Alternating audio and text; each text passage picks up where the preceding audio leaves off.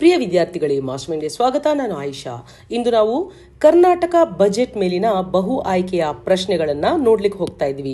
ನಿಮಗೆ ಗೊತ್ತು, ಕರ್ನಾಟಕ ಬಜೆಟ್ 2024-25 ಈ ಒಂದು ಬಜೆಟ್ ಎಷ್ಟು ಇಂಪಾರ್ಟೆಂಟ್ ಅನ್ನೋದು ನಿಮ್ಗೆಲ್ರಿಗೂ ಗೊತ್ತು. ಎಕ್ಸಾಮ್ ಹತ್ರ ಇರುವಂತಹ ಸಂದರ್ಭದಲ್ಲಿ ಎಲ್ಲ ವಿದ್ಯಾರ್ಥಿಗಳು ಜಾಸ್ತಿ ಬಜೆಟ್ನಲ್ಲಿ ಏನು ಕೊಟ್ಟಿದ್ದಾರೆ, ಯಾವ ಹೊಸ ಯೋಜನೆಗಳನ್ನು ಕೊಟ್ಟಿದ್ದಾರೆ, ಆ ಯೋಜನೆಗಳಿರೋ ಹೆಸರು ಏನು, ಅದರ ಇಂಪ್ಲಿಮೆಂಟೇಷನ್ ಹೇಗೆ ನಡೀತದೆ, ಎಷ್ಟು ಕೋಟಿ ಅದಕ್ಕೆ ಸಂಪನ್ಮೂಲ ಇಟ್ಟಿದ್ದಾರೆ, ಯಾರು ಇಂಪ್ಲಿಮೆಂಟ್ ಮಾಡ್ತಾರೆ, ಯಾರನ್ನ ಉದ್ದೇಶಿಸಿ ಈ ಯೋಜನೆಯನ್ನು ತಯಾರಿಸಲಾಗಿದೆ, ಇದಕ್ಕೂ ಮೊದಲು ಬೇರೆ ಯೋಜನೆಗಳ ಜೊತೆ ಇದು ಕನ್ವರ್ಜ್ ಆಗಿದೆ, ಈ ರೀತಿಯಾಗಿ ಎಲ್ಲ ನೋಡಿಕೊಂಡು ಹೋಗಬೇಕಾಗುತ್ತೆ.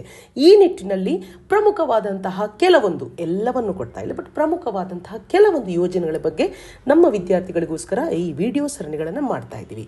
ಬಜೆಟ್ ಅನ್ನ ವಾರ್ಷಿಕ ಹಣಕಾಸು ಪತ್ರ ಅಂತ ಕರೀತಾರೆ. ಬಜೆಟ್ ಅಂದ್ರೆ ಏನು?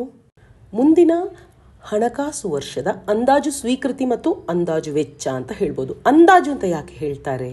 ಯಾಕೆಂತ ಹೇಳಿದರೆ, ಈ ಬಜೆಟ್ ಮಂಡಿಸುವಾಗ ಮುಂದಿನ ವರ್ಷದ ಆಗುಹೋಗುಗಳನ್ನು ನಿಖರವಾಗಿ ಹೇಳ್ಕೊಳ್ಳಿಕ್ಕೆ ಸಾಧ್ಯ ಆಗೋದಿಲ್ಲ, ಹಣಕಾಸು ಸಚಿವರೇ ಆಗಲಿ ಯಾರೇ ಆಗಲಿ. ಆದ್ದರಿಂದ ಅದನ್ನು ಅಂದಾಜು ವೆಚ್ಚ ಅಂತ ಹೇಳ್ತಾರೆ. ಸೊ ಇದು ಗೊತ್ತಲ್ವಾ ಬಜೆಟ್ ಬಗ್ಗೆ ಏನು ಅಂತ. ಸೊ ಇವಾಗ ಇದರ ಬಗೆಗೆ ಇರುವಂತಹ ಕೆಲವೊಂದು, ಈ ಬಜೆಟ್ನಲ್ಲಿ ಘೋಷಿಸಿರುವಂತಹ ಕೆಲವೊಂದು ಯೋಜನೆಗಳ ಬಗ್ಗೆ ನೋಡೋಣ. ನಮ್ಮ ಪ್ರಶ್ನೆ 1, ಕರ್ನಾಟಕ ರಾಜ್ಯ ಬಜೆಟ್ 2024-25ರಲ್ಲಿ ಸಮಗ್ರ ಕೃಷಿಯನ್ನು ಉತ್ತೇಜಿಸಲು ಯಾವ ಹೊಸ ಯೋಜನೆಯನ್ನು ಘೋಷಿಸಲಾಗಿದೆ? ಆಪ್ಷನ್: ಕರ್ನಾಟಕ ರೈತ ಸಮೃದ್ಧಿ ಯೋಜನೆ, ಕರ್ನಾಟಕ ಕೃಷಿ ವಿಕಾಸ ಯೋಜನೆ, ಕರ್ನಾಟಕ ರೈತ ಸುರಕ್ಷಾ ಯೋಜನೆ, ಕರ್ನಾಟಕ ರೈತ ಸಂಕಲ್ಪ ಯೋಜನೆ. ಸೊ ಏನಾಗಿರಬಹುದು ಸ್ಟೂಡೆಂಟ್ಸ್ಗೆ? ಇವಾಗ ಹೆಸರು ಕೇಳ್ತಾ ಇದ್ರೆ ಸಮೃದ್ಧಿನೂ ನಿಜ ಇರ್ಬೋದು, ವಿಕಾಸನೂ ನಿಜ ಇರ್ಬೋದು, ಸುರಕ್ಷಾನೂ ನಿಜ ಇರ್ಬೋದು ಅಂತೆಲ್ಲ ಅನ್ಸುತ್ತೆ. ಆದರೆ ಸರಿಯಾದ ಉತ್ತರ ಕರ್ನಾಟಕ ರೈತ ಸಮೃದ್ಧಿ ಯೋಜನೆ. ಏನಿದು ಕರ್ನಾಟಕ ರೈತ ಸಮೃದ್ಧಿ ಯೋಜನೆ? ಅಂದರೆ ಕೃಷಿ ಕ್ಷೇತ್ರಕ್ಕೆ ಸಂಬಂಧಿಸಿದ ವಿವಿಧ ಯೋಜನೆಗಳನ್ನೆಲ್ಲ ಕ್ರೋಢೀಕರಿಸಿ ಈ ಕರ್ನಾಟಕ ಸಮೃದ್ಧಿ ಎಂಬ ಯೋಜನೆಯನ್ನು ಈ ವರ್ಷದಿಂದ ಪ್ರಾರಂಭಿಸಲಾಗುತ್ತೆ ಅಂತ ಈ ಬಜೆಟ್ನಲ್ಲಿ ಘೋಷಿಸಲಾಗಿದೆ. ಈ ಯೋಜನೆಯಲ್ಲಿ ರೈತರಿಗೆ ಯಾವ ರೀತಿಯ ಮಾರ್ಗದರ್ಶನ ಸಿಗುತ್ತೆ? ಮೊದಲನೇದಾಗಿ ಕೃಷಿ, ಪಶುಸಂಗೋಪನೆ, ತೋಟಗಾರಿಕೆ ಮತ್ತು ಹೈನುಗಾರಿಕೆ ಇವೆಲ್ಲವನ್ನು ಒಳಗೊಂಡಂತೆ ಸಮಗ್ರ ಕೃಷಿಯನ್ನು ಒಳಗೊಳ್ಳುವ ಮೂಲಕ ಸ್ಥಿರ ಆದಾಯನ ಪಡೆದುಕೊಳ್ಳಬೇಕು. ಹಾಗೆಯೇ ಮಣ್ಣಿನ ಗುಣಲಕ್ಷಣಗಳು ಮತ್ತು ಮಾರುಕಟ್ಟೆ ಬೇಡಿಕೆಗಳ ಆಧಾರದ ಮೇಲೆ ಬೆಳೆಗಳನ್ನು ಆಯ್ಕೆ ಮಾಡೋದು, ಹಾಗೆಯೇ ಮಣ್ಣಿನ ಪರೀಕ್ಷೆ ಮತ್ತು ಮಣ್ಣಿನ ಗುಣಲಕ್ಷಣಗಳ ಬಗ್ಗೆ ಮಾಹಿತಿ ಒದಗಿಸೋದು, ಹಾಗೂ ಹೊಸ ಕೃಷಿ ಪದ್ಧತಿಗಳ ಬಗ್ಗೆ ರೈತರಿಗೆ ಅರಿವು ಮೂಡಿಸೋದು. ಆಮೇಲೆ ಇದಿದೆಯಲ್ಲ, ಗೋದಾಮುಗಳು ಮತ್ತು ಮೌಲ್ಯವರ್ಧನೆ. ಇವಾಗ ಹಲಸಿನ ಹಣ್ಣು ಇರುತ್ತೆ, ಬರೀ ಹಲಸಿನ ಹಣ್ಣು ಮಾರಿದರೆ ನಿಮ್ಗೆ ಎಷ್ಟು ರೂಪಾಯಿ ಸಿಗುತ್ತೆ? ಅದೇ ಅದನ್ನು ಚಿಪ್ಸ್ ಮಾಡಿದರೆ ಅಥವಾ ಬೇರೆ ಇನ್ನೇನಾದರೂ ಅದನ್ನು ಜಾಮ್ ಮಾಡಿದರೆ ಅದು ಮೌಲ್ಯವರ್ಧನೆ ಅಂತ ಹೇಳ್ತಾರೆ. ಸೊ ಅಂಥ ಅವಕಾಶಗಳ ಬಗ್ಗೆ ರೈತರಿಗೆ ಅರಿವು ಮೂಡಿಸೋದಾಗಿರಲಿ, ಆ ಪ್ರಾಡಕ್ಟ್ಗಳಿಗೆ, ಆ ಉತ್ಪನ್ನಗಳಿಗೆ ಬೆಲೆ ಪಡೆಯೋದಕ್ಕೆ ಉತ್ತಮ ಮಾರುಕಟ್ಟೆ ಕೊಡೋದಾಗಿರಲಿ, ಹೇಗೆ ಮಾರುಕಟ್ಟೆ ಸಂಪರ್ಕ ಮಾಡಬೇಕು, ಇದೆಲ್ಲವನ್ನು ಒಂದು ಮಾಹಿತಿಯನ್ನು ರೈತರಿಗೆ ಕೊಡುವಂತಹ ಒಂದು ಎಲ್ಲ ರೈತ ಯೋಜನೆಗಳನ್ನು ಕ್ರೋಢೀಕರಿಸಿ ತಗೊಂಡು ಬಂದಂತಹ ಒಂದು ಯೋಜನೆ ಕರ್ನಾಟಕ ರೈತ ಸಮೃದ್ಧಿ ಯೋಜನೆ. ಇದನ್ನು ಯಾರೂ ಕೂಡ ಮರಿಬೇಡಿ. ಇದು ಬರೀ ಪ್ರಿಲಿಮ್ಸ್ ಪ್ರಶ್ನೆಗೆ ಮಾತ್ರ ಅಲ್ಲ, ನಿಮ್ಮ ಮೇನ್ಸ್ಗೂ ಗೊತ್ತಿರಬೇಕು. ಅಂದರೆ ಕೃಷಿಗೋಸ್ಕರ ಏನು ಯಾವ ಯೋಜನೆಗಳಿದ್ದಾವೆ, ಅದರಲ್ಲಿ ಯಾವುದನ್ನೆಲ್ಲ ಕನ್ವರ್ಜ್ ಮಾಡಿದ್ದಾರೆ, ಇದೆಲ್ಲ ಗೊತ್ತಿರಬೇಕು. ಸೊ ನಿಮ್ಮ ನಾಲ್ಗೆ ತುದಿಯಲ್ಲಿರಬೇಕು ರೈತ ಸಮೃದ್ಧಿ ಯೋಜನೆ, ರೈತರ ಸಮೃದ್ಧಿಗೋಸ್ಕರ ತಂದಿರೋ ಯೋಜನೆ ಅನ್ನೋದು ನಿಮಗೆ ಗೊತ್ತಿರಬೇಕು. ಓಕೆ, ಇವಾಗ ನಮ್ಮ ಎರಡನೇ ಪ್ರಶ್ನೆಗೆ ಹೋಗೋದಕ್ಕಿಂತ ಮುಂಚೆ ಒಂದು ಪ್ರಶ್ನೆ, ಇಲ್ಲೇ ಒಂದು ಸ್ಪಾಂಟೇನಿಯಸ್ ಪ್ರಶ್ನೆ. ನಮ್ಮ ಕರ್ನಾಟಕದ ಈ ವರ್ಷದ ಬಜೆಟ್ನ ಗಾತ್ರ ಏನು? ಯಾಕಂದರೆ ಇದಕ್ಕೂ ಮೊದಲು ಪ್ರಿಲಿಮ್ಸ್ನಲ್ಲಿ ಈ ಪ್ರಶ್ನೆ ಬಂದಿತ್ತು. ಹಾಗಾಗಿ 3,71,383 ಕೋಟಿ ರೂಪಾಯಿಗಳು ನಮ್ಮ ಈ ವರ್ಷದ ಹಣಕಾಸು ಬಜೆಟ್ನ ಮೊತ್ತ, ಗಾತ್ರ. ಇದೊಂದು ನೆನಪಿರಲಿ, ಆಯಿತಾ? ಓಕೆ, ನಮ್ಮ ಇವಾಗ ಎರಡನೇ ಪ್ರಶ್ನೆ. ಸಂಸ್ಕರಿಸಿದ ಮಿಲೆಟ್ ಮತ್ತು ಮೌಲ್ಯವರ್ಧಿತ ಮಿಲೆಟ್ಗಳನ್ನು ಕೈಗೆಟುಕುವ ಬೆಲೆಯಲ್ಲಿ ಲಭ್ಯವಾಗುವಂತೆ ಮಾಡಲು ಕರ್ನಾಟಕ ರಾಜ್ಯ ಬಜೆಟ್ 2024-25ರಲ್ಲಿ ಘೋಷಿಸಲಾದಂತಹ ಹೊಸ ಕಾರ್ಯಕ್ರಮದ ಹೆಸರೇನು? ಮಿಲೆಟ್ ಕ್ರಾಂತಿ, ನಮ್ಮ ಮಿಲೆಟ್, ಸರ್ವರಿಗೂ ಮಿಲೆಟ್, ಎಲ್ಲರಿಗೂ ಮಿಲೆಟ್.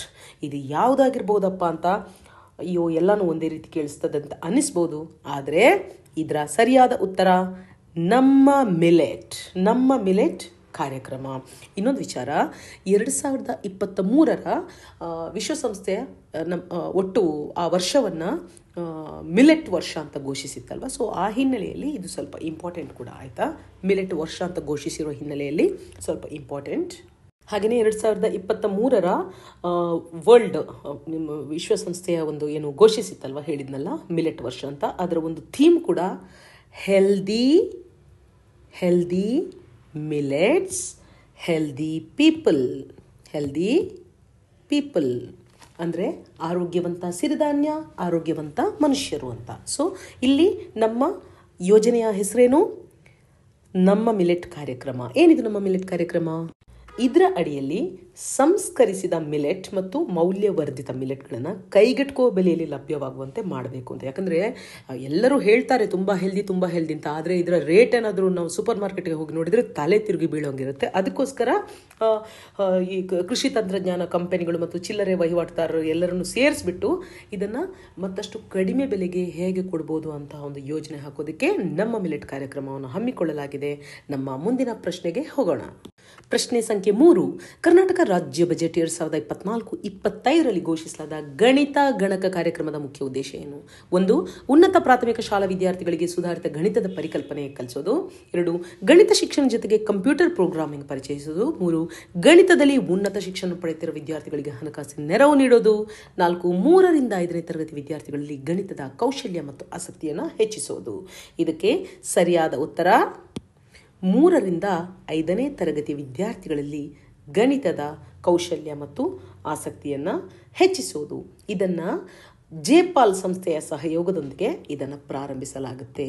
ಜೇಪಾಲ್ ಸಂಸ್ಥೆಯ ಸಹಯೋಗದೊಂದಿಗೆ, ಅಂದರೆ 3ರಿಂದ 5ನೇ ತರಗತಿಯಲ್ಲಿ ಕಲಿತಾ ಇರುವಂಥ ವಿದ್ಯಾರ್ಥಿಗಳು ಗಣಿತನ ತುಂಬ ಇಷ್ಟಪಟ್ಟು, ಗಣಿತ ಅಂದರೆ ಕಬ್ಬಿಣದ ಕಡಲೆ ಅಂತಾರಲ್ಲ, ಹಾಗೆ ಇರಬಾರ್ದು, ತುಂಬ ಖುಷಿಯಿಂದ ಕಲಿಬೇಕು ಅನ್ನೋ ಒಂದು ಉದ್ದೇಶದಿಂದ ಈ ಗಣಿತ ಗಣಕ ಯೋಜನೆಯನ್ನು ತರಲಾಗಿದೆ. ನಮ್ಮ ಪ್ರಶ್ನೆ 4. ಕರ್ನಾಟಕ ರಾಜ್ಯ ಬಜೆಟ್ 2024-25ರಲ್ಲಿ ಉಲ್ಲೇಖಿಸಿದಂತೆ ಮರು ಸಿಂಚನ ಕಾರ್ಯಕ್ರಮದ ಪ್ರಾಥಮಿಕ ಗುರಿ ಏನು? 6 ಮತ್ತು 7ನೇ ತರಗತಿಗಳಲ್ಲಿ ಅತ್ಯುತ್ತಮ ವಿದ್ಯಾರ್ಥಿಗಳಿಗೆ ವಿದ್ಯಾರ್ಥಿ ವೇತನ ಒದಗಿಸೋದು. 2. ಕರ್ನಾಟಕದಲ್ಲಿ ಶಾಲೆಗಳ ಮೂಲಸೌಕರ್ಯ ಹೆಚ್ಚಿಸೋದು. 3. 6ನೇ ಮತ್ತು 7ನೇ ತರಗತಿಯಲ್ಲಿ ಕಲಿಕೆಯಲ್ಲಿ ಹಿಂದುಳಿದ ವಿದ್ಯಾರ್ಥಿಗಳ ಕಲಿಕಾ ಸಾಮರ್ಥ್ಯ ಸುಧಾರಿಸೋದು. 4. ಶಾಲೆಗಳಲ್ಲಿ ಪಠ್ಯೇತರ ಚಟುವಟಿಕೆಗಳನ್ನು ಉತ್ತೇಜಿಸುವುದು. ಇದರ ಸರಿಯಾದ ಉತ್ತರ 3. 6ನೇ ಮತ್ತು 7ನೇ ತರಗತಿಗಳಲ್ಲಿ ಕಲಿಕೆಯಲ್ಲಿ ಹಿಂದುಳಿದ ವಿದ್ಯಾರ್ಥಿಗಳ ಕಲಿಕಾ ಸಾಮರ್ಥ್ಯವನ್ನು ಸುಧಾರಿಸುವುದು.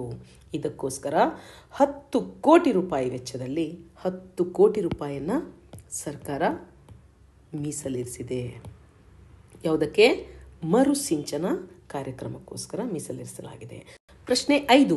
ಕರ್ನಾಟಕ ರಾಜ್ಯ ಬಜೆಟ್ 2024-25ರಲ್ಲಿ ಪರಿಚಯಿಸಲಾದ ನಾವು ಮನುಜರು ಕಾರ್ಯಕ್ರಮದ ಮುಖ್ಯ ಉದ್ದೇಶ ಏನು? ಆಪ್ಷನ್ 1. ಶಾಲಾ ಕಾಲೇಜುಗಳ ಪುಸ್ತಕಗಳ ಹೊರೆಯನ್ನು ಕಮ್ಮಿ ಮಾಡೋದು. 2. ಶಿಕ್ಷಕರು ಮತ್ತು ವಿದ್ಯಾರ್ಥಿಗಳ ಕೆಲಸದ ಹೊರೆ ಕಮ್ಮಿ ಮಾಡೋದು. 3. ಸಾಮಾಜಿಕ ಸಾಮರಸ್ಯ, ವೈಜ್ಞಾನಿಕ ಮನೋಭಾವ ಮತ್ತು ಸಹಬಾಳ್ವೆಯ ವಿಚಾರಗಳನ್ನು ಉತ್ತೇಜಿಸುವುದು. 4. ವಿದ್ಯಾರ್ಥಿಗಳಿಗೆ ವೃತ್ತಿಪರ ತರಬೇತಿಯನ್ನು ನೀಡುವುದು. ಸರಿಯಾದ ಉತ್ತರ ಸಾಮಾಜಿಕ ಸಾಮರಸ್ಯ, ವೈಜ್ಞಾನಿಕ ಮನೋಭಾವ ಮತ್ತು ಸಹಬಾಳ್ವೆಯ ವಿಚಾರಗಳನ್ನು ಉತ್ತೇಜಿಸೋದು. ಇನ್ನೊಂದು ನಿಮಗೆ ನೆನಪಿರಬೇಕು, ನಮ್ಮ ಆರ್ಟಿಕಲ್ 51AH ಏನು ಹೇಳುತ್ತೆ? ವೈಜ್ಞಾನಿಕ ಮನೋಭಾವವನ್ನು ಕಾಯ್ದುಕೊಳ್ಳೋದು ನಮ್ಮ ಯಾವುದೇ ಒಬ್ಬ ಭಾರತದ ನಾಗರಿಕನ ಮೂಲಭೂತ ಕರ್ತವ್ಯವಾಗಿದೆ. ಸೊ ಹಾಗೆ ಇಲ್ಲಿ ವೈಜ್ಞಾನಿಕ ಮನೋಭಾವ ನಿಮಗೆ ಯಾವಾಗಲೂ ಗೊತ್ತಿರಬೇಕು. ಸೈಂಟಿಫಿಕ್ ಟೆಂಪರ್ಮೆಂಟ್ ಅನ್ನುವಂಥದ್ದು ಅದನ್ನು ಬೆಳೆಸ್ಕೊಳ್ಳೋದು ನಮ್ಮ ಕರ್ತವ್ಯಗಳಲ್ಲಿ ಕೂಡ ಒಂದು. ಸೊ ಈ ಪ್ರಾಜೆಕ್ಟ್ ಅಂದರೆ ಹೇಗೆ ಗೊತ್ತಾ, ಸಂವಾದಾತ್ಮಕವಾಗಿ ಅಂದರೆ ಇಂಟ್ರಾಕ್ಟಿವ್ ಆಗಿ ಒಂದು ಸೆಷನ್ ಇರುತ್ತೆ. ಸೊ 2 ಗಂಟೆಗಳ ತರಗತಿ ಇರುತ್ತೆ ಪ್ರತಿ ವಾರ 2 hours ಒಂದು ಟ್ರೈನಿಂಗ್ ಸೆಷನ್ ಥರ ಇರುತ್ತೆ. ಇದರಲ್ಲಿ ಮಕ್ಕಳಿಗೆ ಈ ರೀತಿಯಾದಂಥ ಒಂದು ಬೋಧನೆಯನ್ನು ಬೋಧಿಸೋದು. ನೆಕ್ಸ್ಟ್ ಪ್ರಶ್ನೆ 6. ಕರ್ನಾಟಕ ರಾಜ್ಯ ಬಜೆಟ್ 2024-25ರಲ್ಲಿ ಘೋಷಿಸಲಾದ ಬೇರು ಚಿಗುರು ಕಾರ್ಯಕ್ರಮ ಯಾರನ್ನು ಉದ್ದೇಶಿಸಿ ರೂಪಿಸಲಾಗಿದೆ? 1. ಸರ್ಕಾರಿ ಉನ್ನತ ಶಿಕ್ಷಣ ಸಂಸ್ಥೆಗಳ ಪ್ರಸ್ತುತ ವಿದ್ಯಾರ್ಥಿಗಳು. 2. ಸರ್ಕಾರಿ ಉನ್ನತ ಶಿಕ್ಷಣ ಸಂಸ್ಥೆಗಳ ಅಧ್ಯಾಪಕರು. 3. ಸರ್ಕಾರಿ ಉನ್ನತ ಶಿಕ್ಷಣ ಸಂಸ್ಥೆಗಳ ಹಳೆಯ ವಿದ್ಯಾರ್ಥಿಗಳು. 4. ಸರ್ಕಾರೇತರ ಸಂಸ್ಥೆಗಳು. ಇದರ ಸರಿಯಾದ ಉತ್ತರ ಸರ್ಕಾರಿ ಶಿಕ್ಷಣ ಸಂಸ್ಥೆಗಳ ಹಳೆಯ ವಿದ್ಯಾರ್ಥಿಗಳು. ಇದರ ಉದ್ದೇಶ ಏನು ಗೊತ್ತಾ? ಈ ಮೂಲಕ ಸರ್ಕಾರಿ ಉನ್ನತ ಶಿಕ್ಷಣ ಕಲಿತ ಹಳೆ ವಿದ್ಯಾರ್ಥಿಗಳು ತಾವು ಕಲಿತ ಸಂಸ್ಥೆಗಳ ಅಭಿವೃದ್ಧಿಗೆ ಕೊಡುಗೆ ನೀಡೋದಕ್ಕೆ ಪ್ರೋತ್ಸಾಹ ಮಾಡೋದು. ಇವಾಗ ಬೇರೆ ಬೇರೆ ದೊಡ್ಡ ದೊಡ್ಡ ವ್ಯಕ್ತಿಗಳಿರ್ತಾರೆ, ಇಸ್ರೋದಲ್ಲಿ ವಿಜ್ಞಾನಿಗಳಾಗಿರ್ತವ್ರು ಇರ್ತಾರೆ, ಅಥವಾ ದೊಡ್ಡ ದೊಡ್ಡ ಮಿನಿಸ್ಟ್ರುಗಳಾಗಿದ್ದವರು ಇರ್ತಾರೆ. ಅವ್ರು ಕಲಿತ ಶಾಲೆಗೆ ಏನಾದರೂ ಕಾಣಿಕೆ ಕೊಡಬೇಕು ಅನ್ನೋ ನಿಟ್ಟಿನಲ್ಲಿ ಈ ಒಂದು ಯೋಜನೆಯನ್ನು ರೂಪಿಸಲಾಗಿದೆ. ಅಂದರೆ ಅವ್ರಿಗೆ ಪ್ರೋತ್ಸಾಹ ಕೊಡೋ ಒಂದು ಯೋಜನೆ ಅಂತ ಹೇಳ್ಬೋದು. ನಮ್ಮ ಮುಂದಿನ ಪ್ರಶ್ನೆಗೆ ಹೋಗೋಣ. ಪ್ರಶ್ನೆ 7. ಸರ್ಕಾರಿ ಪಾಲಿಟೆಕ್ನಿಕ್ ಮತ್ತು ಸರ್ಕಾರಿ ಇಂಜಿನಿಯರಿಂಗ್ ಕಾಲೇಜುಗಳ ವಿದ್ಯಾರ್ಥಿಗಳಿಗೆ ಕರ್ನಾಟಕ ರಾಜ್ಯ ಬಜೆಟ್ 2024-25ರಲ್ಲಿ ಪರಿಚಯಿಸಲಾದ ಮಾರ್ಗದರ್ಶನ ಕಾರ್ಯಕ್ರಮದ ಹೆಸರೇನು? ಮಾರ್ಗದರ್ಶನ ಇಲ್ಲಿ ಆಪ್ಷನ್ ಇಂಚರ, ಪ್ರೇರಣಾ, ಪ್ರೋತ್ಸಾಹ, ಆಸಕ್ತಿ. ಆದರೆ ಸರಿಯಾದ ಉತ್ತರ ಪ್ರೇರಣಾ ಸ್ಟೂಡೆಂಟ್ಸ್ಗಳಿಗೆ, ಪಾಲಿಟೆಕ್ನಿಕ್ ಸ್ಟೂಡೆಂಟ್ಸ್ಗಳಿಗೆ ಅಥವಾ ಸರ್ಕಾರಿ ಇಂಜಿನಿಯರಿಂಗ್ ಕಾಲೇಜುಗಳ ವಿದ್ಯಾರ್ಥಿಗಳಿಗೆ ಪ್ರೇರಣೆಯನ್ನು ನೀಡುವ ಒಂದು ಕಾರ್ಯಕ್ರಮ. ಇದಕ್ಕೇನು ಮಾಡ್ತಾರೆ ಗೊತ್ತಾ, ಪ್ರತಿ ಕಾಲೇಜ್ಗಳಲ್ಲಿ ಆ ಮೂಲಕ ವಿಷಯ ತಜ್ಞರು, ಸಬ್ಜೆಕ್ಟ್ ಎಕ್ಸ್ಪರ್ಟ್ಸ್ ಮತ್ತು ನಾಗರಿಕ ಸೇವಾ ತರಬೇತುದಾರರು, ಸಿವಿಲ್ ಸರ್ವಿಸ್ ತರಬೇತುದಾರರು ಇರ್ತಾರಲ್ಲ ಅವರು ಮತ್ತು ಉದ್ಯಮಿಗಳು ಅವರ ಮೂಲಕ ಒಂದು ಗೈಡೆನ್ಸ್ ಕೊಡುವಂತಹ ಒಂದು ಕಾರ್ಯಕ್ರಮ ಅಂತ ಹೇಳ್ಬೋದು, ಮಾರ್ಗದರ್ಶನ ಕಾರ್ಯಕ್ರಮ. ಅದುವೇ ಪ್ರೇರಣಾ. ಉತ್ತರ 2. ಓಕೆ. ನೆಕ್ಸ್ಟ್, ರಾಜ್ಯ ಬಜೆಟ್ 2024-25 ಪ್ರಕಾರ ನಿರಾಶ್ರಿತರ ಪರಿಹಾರ ಕೇಂದ್ರವನ್ನು ಎಲ್ಲಿ ಸ್ಥಾಪಿಸಲಾಗುವುದು? ಉತ್ತರ 4. ಇಲ್ಲಿ ಆಪ್ಷನ್ ಕೊಟ್ಟಿದ್ದಾರೆ: ಪಶ್ಚಿಮ ಬೆಂಗಳೂರು, ಉತ್ತರ ಬೆಂಗಳೂರು, ದಕ್ಷಿಣ ಬೆಂಗಳೂರು, ಪೂರ್ವ ಬೆಂಗಳೂರು. ಉತ್ತರ 4.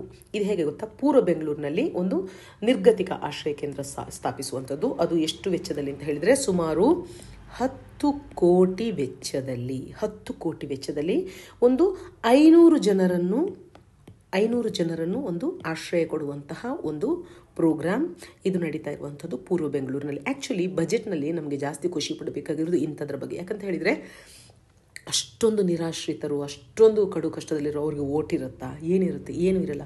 ಬಟ್ ಸ್ಟಿಲ್ ನಾವು ಯಾವತ್ತೂ ಪಾಲಿಸಿ ಮೇಕಿಂಗ್ನಲ್ಲಿರೋರು ಆ ನಿರಾಶ್ರಿತರಿದ್ದಾರೆ, ಕಟ್ಟಕಡೆ ವ್ಯಕ್ತಿಗಳಿದ್ದಾರೆ, ಬೀದಿಯಲ್ಲಿ ಮಲಗಿರ್ತಾರೆ, ಮಳೆ ಗಾಳಿ ಚಳಿಗೆ ಎಷ್ಟೊಂದು ಜನ ಸತ್ತು ಹೋಗಿರ್ತಾರೆ. ಸೊ ಅಂಥವ್ರ ಬಗ್ಗೆ ನಾವು ಕಾನ್ಸಂಟ್ರೇಟ್ ಮಾಡೋದನ್ನು ಹೆಚ್ಚು ಕಲಿಬೇಕು. ಹಾಗಾಗಿ ನಿಮಗೆ ಸ್ಟೂಡೆಂಟ್ಸ್ಗೆ ಯಾಕೆ ಹೇಳ್ತಾ ಇದ್ದೀನಿ ಅಂತ ಹೇಳಿದರೆ, ಮುಂದೆ ಯಾವತ್ತಾದ್ರೂ ನೀವು ಒಬ್ಬ ಆಫೀಸರ್ ಆದಾಗ ಈ ಒಂದು ವಿಚಾರ ನಿಮ್ಮ ಗಮನದಲ್ಲಿರಲಿ. ನಾವು ರಾಜಕಾರಣಿಗಳನ್ನು, ಬಿಸ್ನೆಸ್ನವರನ್ನು ಅಥವಾ ಯಾರನ್ನು ಒಲಿಸೋದಕ್ಕಿಂತ ನಿರಾಶ್ರಿತರಿಗೆ ನಾವು ಏನು ಮಾಡ್ತಾ ಇದ್ದೀವಿ ಅನ್ನೋದ್ರ ಮೇಲೆ ನಾವು ಎಷ್ಟು ಒಳ್ಳೆಯ ನಾಗರಿಕ ಸೇವಾ ಅಧಿಕಾರಿಗಳು ಅನ್ನೋದು ಪ್ರೂವ್ ಆಗುತ್ತೆ. ಮತ್ತು ನಮಗೆ ನಮ್ಮ ಮೇಲೆ ತುಂಬ ಸೆಲ್ಫ್ ಸ್ಯಾಟಿಸ್ಫ್ಯಾಕ್ಷನ್, ಆತ್ಮತೃಪ್ತಿ, ಆತ್ಮಸಂತೃಪ್ತಿ ಇರುತ್ತೆ. ಓಕೆ, ಗುಡ್ ಲಕ್ ನಿಮಗೆಲ್ಲ. ಹಾಗೆ ನಮ್ಮ ನೆಕ್ಸ್ಟ್ ಕ್ವೆಶ್ಚನ್ಗೆ ಹೋಗೋಣ. ಪ್ರಶ್ನೆ 9. ಕರ್ನಾಟಕ ರಾಜ್ಯ ಬಜೆಟ್ನಲ್ಲಿ ಉಲ್ಲೇಖಿಸಲಾದ ಅನ್ನ ಸುವಿಧಾ ಯೋಜನೆಯು ಯಾವ ಸೇವೆಯನ್ನು ನೀಡುತ್ತದೆ?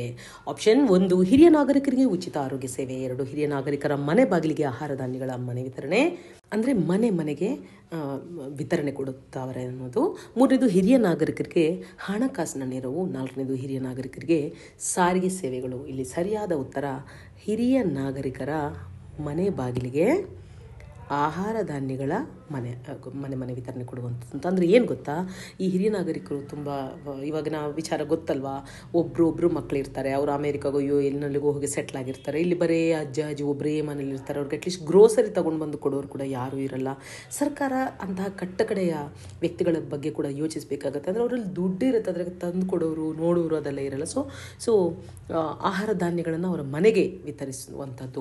ಮತ್ತು ಇನ್ನೊಂದು ಪಬ್ಲಿಕ್ ಡಿಸ್ಟ್ರಿಬ್ಯೂಟರ್, ಆಯಿತಾ, ಸಾರ್ವಜನಿಕ ಆಹಾರ. ಮೇ ಬಿ ಇದು ಶ್ರೀಮಂತರಿಗೆ ಅಂತಲ್ಲ, ಬಡವರು ಇದು ಪಬ್ಲಿಕ್ ಆಹಾರ, ಸಾರ್ವಜನಿಕ ಆಹಾರ ತಗೊಳ್ತಾರಲ್ಲ ಅವ್ರಿಗೆ. ಬಟ್ ಇರಲಿ, ಅದು ನಮಗೆ ಅವಶ್ಯಕತೆ ಇಲ್ಲ. ಬಟ್ ಹಿರಿಯ ನಾಗರಿಕರ ಮನೆ ಬಾಗಿಲಿಗೆ ಇದು ವಿತರಣೆ, ಅನ್ನಧಾನ್ಯಗಳ ವಿತರಣೆ ನೀಡುವಂತಹ ಒಂದು ಯೋಜನೆ ಅನ್ನ ಸುವಿಧಾ. ಇದೆಲ್ಲ ಜನ ಕಲ್ಯಾಣ ಯೋಜನೆಗಳು ಅಂತ ಹೇಳ್ಬೋದು. 10ನೇದು ನಮ್ಮ ಕೊನೆಯ ಪ್ರಶ್ನೆ. ಕರ್ನಾಟಕ ರಾಜ್ಯ ಬಜೆಟ್ 2024-25 ಘೋಷಿಸಲಾದ ಮಹಿಳೆಯರು ನಡೆಸುವ ಕೆಫೆಗಳ ಹೆಸರೇನು? ಕೆಫೆ ಶಕ್ತಿ, ಸ್ತ್ರೀಯರ ಕೆಫೆ, ಕೆಫೆ ಸಂಜೀವಿನಿ, ಮಹಿಳಾ ಕೆಫೆ. ಉತ್ತರ ಕೆಫೆ ಸಂಜೀವಿನಿ. ಇದು ಹೇಗೆ ಗೊತ್ತಾ, ಒಂದು 50 ಕೆಫೆಗಳನ್ನು ಮಾಡುವಂಥ ಒಂದು ಉದ್ದೇಶ ಇದೆ. ಎಷ್ಟು ರೂಪಾಯಿ ವೆಚ್ಚದಲ್ಲಿ ಅಂತ ಹೇಳಿದರೆ 7.5 ಕೋಟಿ ರೂಪಾಯಿ ವೆಚ್ಚದಲ್ಲಿ ಒಂದು 50 ಕೆಫೆಗಳನ್ನು, ಅಂದರೆ ಒಂಥರ ಸಾಂಪ್ರದಾಯಿಕ ಪಾಕ ಪದ್ಧತಿ, ಸ್ಥಳೀಯ ಪಿಜ್ಜಾ ಬರ್ಗರ್ ಕೊಡುವಂಥದ್ದಲ್ಲ, ಇಡ್ಲಿ ಸಾಂಬಾರು ಚಪಾತಿ ಉಪ್ಪಿಟ್ಟು ಆ ರೀತಿಯೆಲ್ಲ ಕೊಡ್ತಾರಲ್ಲ, ಅಥವಾ ಮಂಗಳೂರು ಕಡೆಗೆ ಹೋದರೆ ನೀರು ದೋಸೆ ಎಲ್ಲ ಮಾಡಿ ಕೊಡ್ತಾರಲ್ಲ, ಆ ರೀತಿಯಾಗಿ ಸ್ಥಳೀಯ ಪಾಕ ಪದ್ಧತಿಯನ್ನು ಒಂದು ಅಲ್ಲಿ ಮಹಿಳೆಯರಿಗೂ ಕೂಡ ಆಂಟ್ರಪ್ರಿನರ್ಶಿಪ್ ಸಿಗುವಂಗೆ, ಮಹಿಳೆಯರು ಕೂಡ ಉದ್ಯಮದಲ್ಲಿ ಅವರು ಮುಂದೆ ಬರಬೇಕು ಅನ್ನೋ ರೀತಿಯಲ್ಲಿ ಈ ಯೋಜನೆಯನ್ನು ತರಲಾಗಿದೆ. ಇದರ ಹೆಸರು ಕೆಫೆ ಸಂಜೀವಿನಿ. ಸೊ ಬಜೆಟ್ ಬಗ್ಗೆ ಒಂದು 10 ಪ್ರಶ್ನೆಗಳನ್ನು ನೋಡಿದ್ವಿ. ಮುಂದಿನ ವಿಡಿಯೋದಲ್ಲಿ ಮತ್ತೆ ಇನ್ನಷ್ಟು ವಿವರಗಳನ್ನು ನೋಡೋಣ.